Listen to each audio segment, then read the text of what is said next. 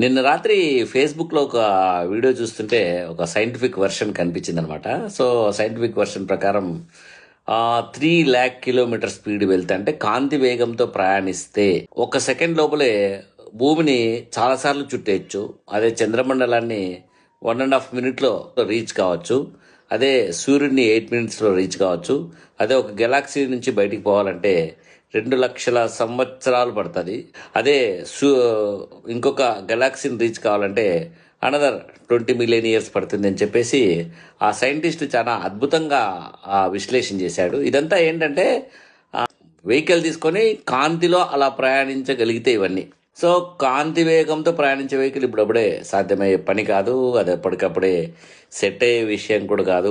In case reach అయినా కూడా మనం అంత జర్నీని టాలరేట్ చేసేటట్టు హ్యూమన్ బాడీ కూడా సెట్ కాదు. కానీ అంతకంటే వండర్ఫుల్ థింగ్, భారతదేశంలో ఉన్న ఆధ్యాత్మికవేత్తలు ఎప్పుడో కనుక్కున్నారు ఏంటంటే మనోవేగాన్ని మించింది ఆత్మవేగాన్ని మించింది భగవంతుని చరాచర సృష్టిని ఆల్రెడీ విస్తరించి ఉన్న తన అద్భుతమైన అహం బ్రహ్మస్మి స్థితిలోనే ఇంకా చాలా క్రియేషన్స్ అన్నీ ఉన్నాయన్నమాట.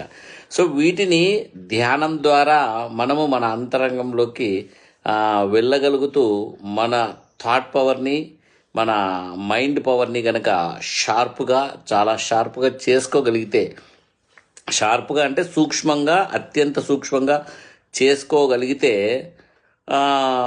టైం ట్రావెల్ అనేది అసలు ఇన్స్ట్రుమెంట్సే అవసరం లేని ఒక అద్భుతమైన ఇది అనమాట. ఎందుకంటే బ్రహ్మం గారు కాలజ్ఞానాన్ని ఎలా చూడగలిగారు అంటే ధ్యానం ద్వారా తన శక్తిని సూక్ష్మతరం చేసుకుంటూ ఆ సూక్ష్మతరమైన శక్తి ద్వారా కాలంలో ప్రయాణించగలుగుతూ ఆ కాలంలో జరిగే మార్పులన్నీ చూసి అనేది రాశారు.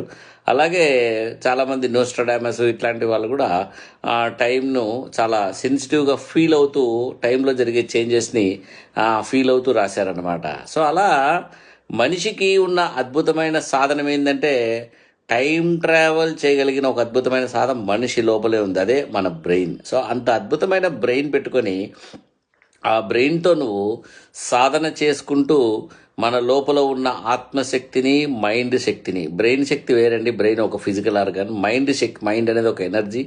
ఆ సూక్ష్మమైన మైండ్ని కనుక మనం సాధన చేయగలుగుతూ దాన్ని కనుక మెడిటేషన్తో రిఫైన్ చేయగలుగుతూ ఈ సృష్టిలో ఎక్కడికైనా మైండ్ని వితిన్ నో టైం పంపించగలం.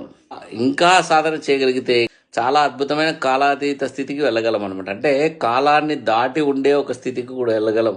అంటే కాలం సృష్టించబడక ముందు నుంచి కాలం సృష్టించిన తర్వాత ఉండే స్థితికి కూడా